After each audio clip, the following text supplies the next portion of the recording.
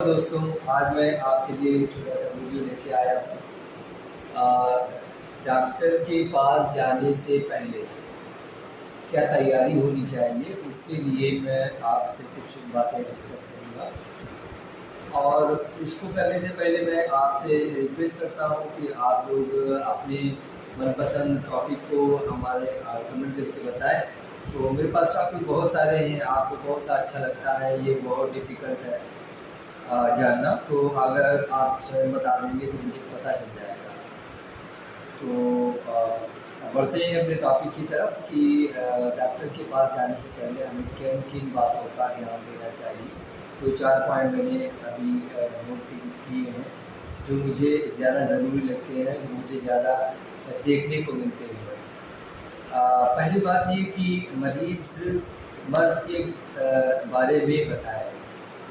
मतलब क्या है कि मरीज़ आता है डॉक्टर के पास में, तो वो डायरेक्ट ये नहीं बताता है कि डॉक्टर साहब मुझे पेट में दर्द हो रहा है, या मुझे लूज़ मोशन है, या मुझे गर्दन में दर्द है। ये डायरेक्ट नहीं बताता है। वो बताएगा कि 4 दिन पहले मैं डॉक्टर साहब वहाँ गया था और वहाँ से आया तो मुझे यहाँ दर्द हुई। ये सब बहुत संदर्भ नहीं बांधना है। डॉक्टर के सामने टू द पॉइंट बात करना है कि डॉक्टर साहब मुझे गर्दन में दर्द हो रही है 5 दिन पहले से, बस बात ख़त्म हो गई।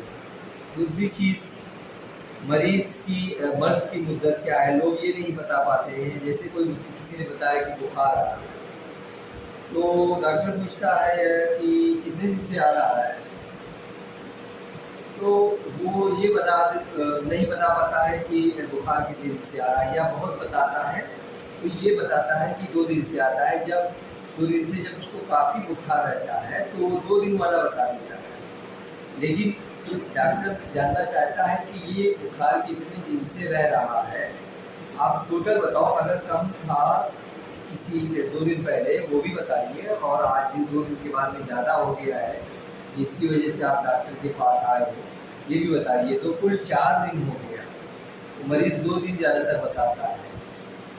या कभी कभी ऐसी दिक्कत पेश आती है कि मरीज़ बताता है कि मुझे, जो गांव के पेशेंट होते हैं वो इस तरह से बताते हैं कि मुझे फला त्यौहार था, मुझे होली से बुखार आ रहा है, मुझे दीपावली से ये दर्द है।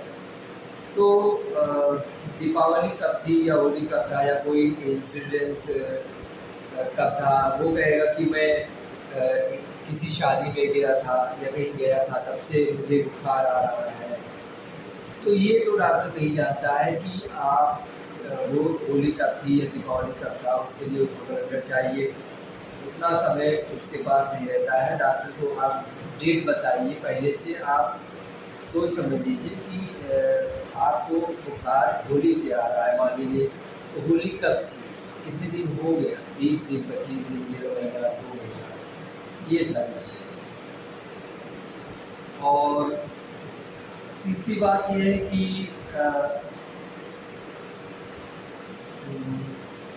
ये भी बताना चाहिए मरीजों को कि बीमारी है। मान लीजिए आपको बुखार की दिक्कत है, तो आप ये बताइए डॉक्टर से कि आप कोई दूसरी दवा खाते हैं या नहीं, आप दूसरी दवा कोई खा रहे हैं या नहीं। आप कोई दूसरी दवा, जैसे कि आप थायराइड है या कोई बीपी की है या शुगर की है, डॉक्टर ने नहीं पूछा है, फिर भी आप उसको मेंशन कर दीजिए।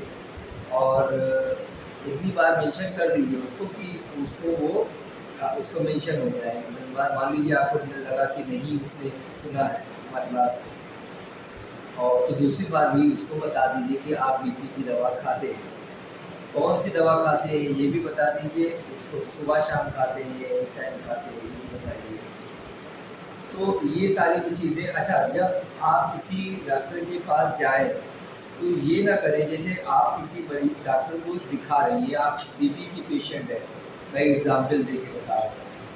आप बीपी के पेशेंट हैं, आप उस डॉक्टर को रेगुलर चेकअप के लिए जाते हैं, लेकिन आप जब जाते हैं तो दवा खा के नहीं जाते हैं, या कभी आपने सोचा कि आज मैं दवा नहीं खाऊँ, आज मुझे जाना है तो क्या फ़ायदा दवा खाने से।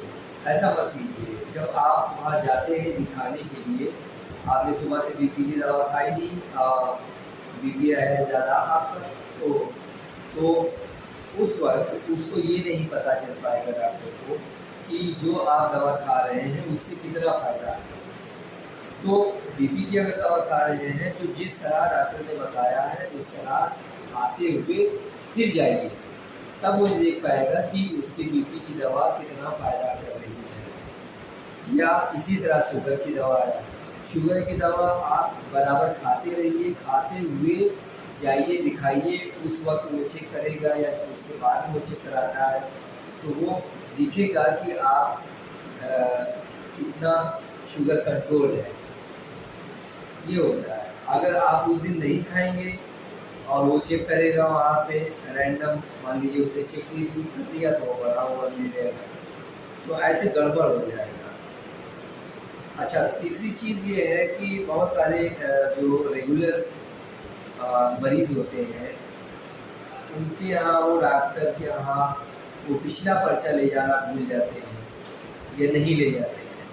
तो बहुत सारे पर्चे की ज़रूरत कभी ऐसी पेश आती है कि उसको हिस्ट्री लेना होता है कि क्या हमने कभी ऐसी दवा इनको दी है या कभी उनको कंप्लेन किया है। इसके लिए पुराना पर्चा हमें देखना होता है, तो पुराना पर्चा ज़रूर ले जाएंगे। और एक चीज़ और, मरीज़, एक तो ये बात हो गई कि आप खुद स्वयं बताते हैं। दूसरी बात ये है कि कभी एक मरीज़ को, आप ऐसे मरीज़ को ले गए जिसमें वो अचेत है, वो बेहोश है, और आप उस मरीज़ को ले गए, तो उसमें क्या होना चाहिए कि उसके साथ में 5 लोग 6 लोग होते हैं, और जब डॉक्टर पूछने वाला आता है, पूछना शुरू करता है, तो लोग बता नहीं पाते हैं। लोगों से पूछा जाता है कि भाई आप बताइए क्या हुआ, तो वो बताते हैं कि ये बेहोश हो गई, या ये बेहोश हो गया। कब से बेहोश हो गया? आज सुबह से हो गया। कोई दिक्कत थी? तो वो कहेगा कि नहीं, ये तो मैं घर वालों में से हूँ नहीं, मैं इनके साथ में रहता नहीं हूँ, तो दूसरे लोगों से पूछिए। तो ऐसा मत कीजिए कि कभी दो बात इनसे पूछे, 2 बार इनसे पूछे, ये मत कीजिए। एक आदमी को तैयार कर दीजिए, जो घर वाला है उसको सामने रखिए, आगे रखिए, वो बताए, और उसको बता दीजिए कि ये चीज़ें हैं, ये बतानी है। आपको जो लगता है कि वो नहीं जानता होगा, आप उसको बता दीजिए, बाकी चीज़ें वो बता देगा सारी चीज़ें, कि ये जो मरीज़ बेहोश है, ये क्यों बेहोश है, कब से बेहोश है, ये कोई दवा खाता था कि नहीं खाता था, इसको शुगर है कि नहीं शुगर है।